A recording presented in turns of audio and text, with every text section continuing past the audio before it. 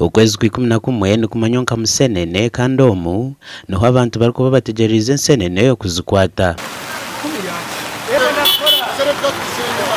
Omwaka ogu zicererirwe kandi abashubuzi muri Mbarara bakahanika amatara hamwe n'amabati konka zibire zibuzire.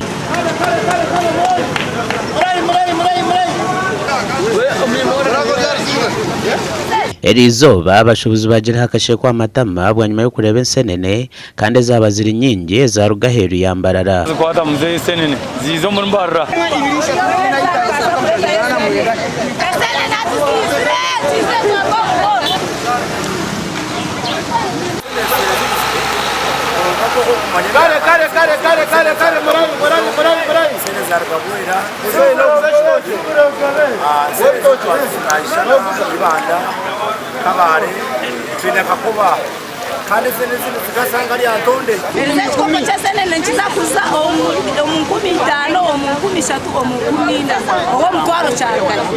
Ahimbisibwe yajangwa Ebineza Aroni hamwe na za biru z'amashanyarazi yabwe ensenene kubura.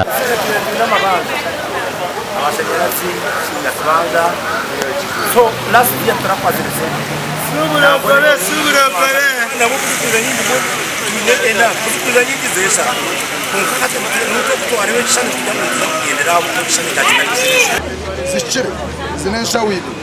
ogu yashoborebe y'ensenene obwa hato kwemerire kandi egi twashanga ngo eshumire. hato musenene tino last so twakora bagende mbuzi emitwara ya kurata wa emitwara abata yimbuta musenene twari rero kuza omusabira tunakabura bagore emitwara black and twaro